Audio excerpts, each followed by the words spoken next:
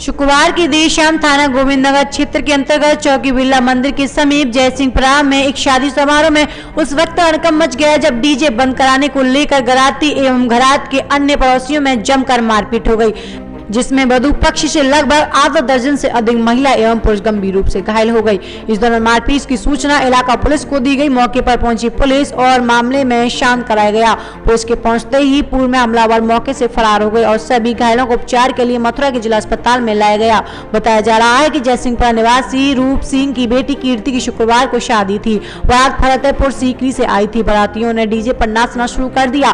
कन्या के द्वार पर तिलक की रस्म पूरी होने लगी, लेकिन इसी दौरान 10 बजे के बाद डीजे के प्रतिबंध होने के कारण जब डीजे 10 बजे के बाद बजाया गया तो पड़ोस के ही रहने वाले राकेश छोटे आदि युवकों ने शराब पीकर वहां धमके और डीजे बजाने की जिद करने पर मना करने पर शराबी पड़ोसियों ने बारात पर हमला बोल दिया। इस दौरान बीच बचाव करने आए दुल्हन कीर्ति के माता पिता रूप सिंह एवं नीरज देवी के साथ दूल्हे के भाई को मारपीट कर गंभीर रूप से घायल करते हुए दूल्हे के पर्स भी छीन लिए गए।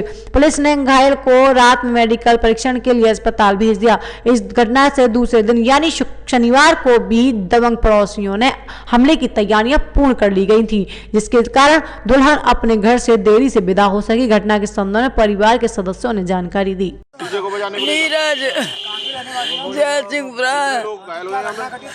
घटना भैया मुझे न पता, बारात पता, मैं तो घर पे लड़ाई भैया, एक चोर आएगो घर में बाने वो मैंने दिखा दो भैया, वो चोरी से मजाकबाजी कर रहा हो।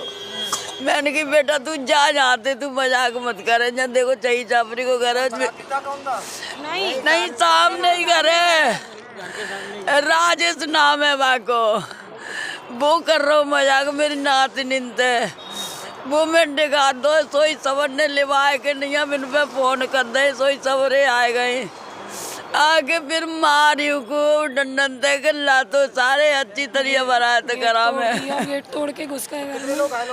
हमको बहुत है भैया, कच्ची बालक आए ना है।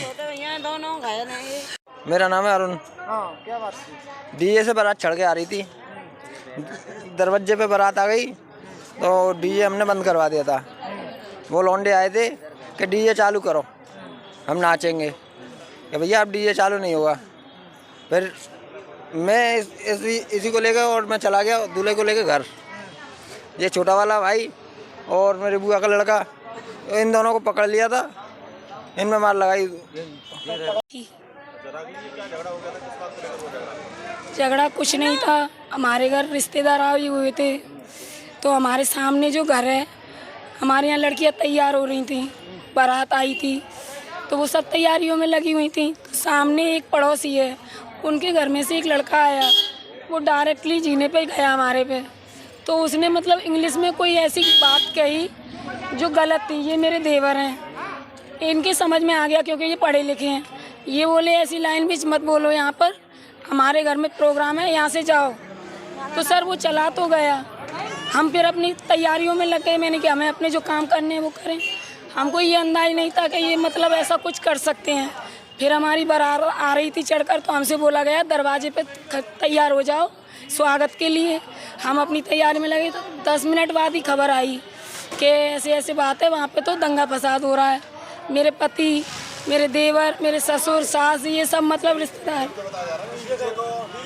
हाँ ये बात भी हुई थी कि 10:30 बजे की बात थी, तो डीजे बजाना ज़्यादा लेट अलाउ नहीं है। तो वो लोग बोले अब नहीं बजाएंगे हम, कि नहीं हम कहेंगे वो गाना चलेगा, वो ये चीज़ बोले। तो उन्होंने नहीं चलाया। तो इसी बात पे जो दामाद थे, दूल्हा था, उनके साथ बदतमीजी की, हाथ छोड़ गए, उनका पर्स खींच लिया। तो फिर हमारे ये लोग हैं ना, इन्होंने समझाया कि ऐसा मत करो, ये गलत है, ये रिश्तेदार है। वो लोग नहीं माने। पड़ोसी हैं, पहले तो राजेश है जिसने ये पमाड़ा करवाया था, उसके बाद है दिनेश और छोटे और गल्ला और रवि, प्रदीप, आशीष, ये मतलब 8-10 तो बस्ती के हैं। हाँ, और इनके साथ हमें नहीं पता वो भीड़ कौन थी और क्या थी, हमें नहीं पता उसकी। कम से कम है 8-10 जने तो हैं घर में। अच्छा, ये सभी लोग शराब पिए हुए थे क्या?